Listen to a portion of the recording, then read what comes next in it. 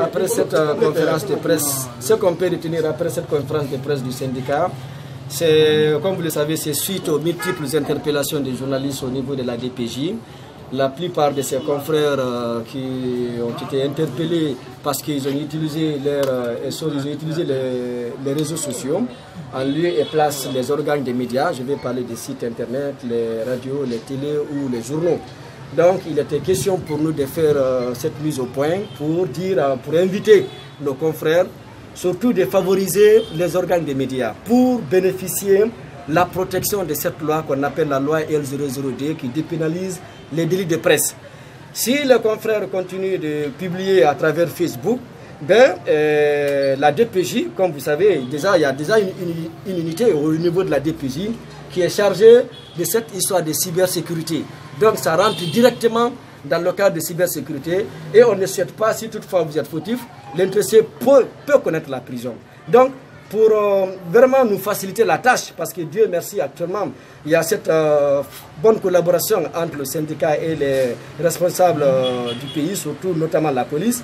Donc c'est quand même de prioriser les organes des médias pour ne pas tomber dans cette histoire de cybersécurité. Deuxièmement, c'est de demander aussi aux administrateurs, ceux qui ont en charge de la gestion publique, que les journalistes ne sont pas leurs ennemis. On ne fait pas ce travail parce qu'on est contre eux. Nous sommes en train de faire des investigations. Je l'ai rappelé dans la salle. À chaque rencontre avec le président Alpha Condé, le chef de l'État invite tout le temps, à chaque occasion, à la presse de faire des investigations. Lui-même, le président Alpha Condé, nous parlons de Sékou-Touria, nous parlons de plusieurs départements ministériels. Donc, il ne faut pas que ces directeurs généraux, que ces ministres ou autres, pensent qu'en jetant un coup d'œil sur leur gestion publique, que la presse est en train de déranger. Non, la presse est en train de faire son travail. Déjà, à travers nos investigations, même le procureur de la République peut boucler un dossier à travers les investigations menées par nos journalistes. À travers ces investigations, l'inspecteur d'État peut même boucler encore, ça peut faciliter le travail de l'inspecteur d'État à travers les enquêtes et autres. Donc, on n'est pas là contre quiconque.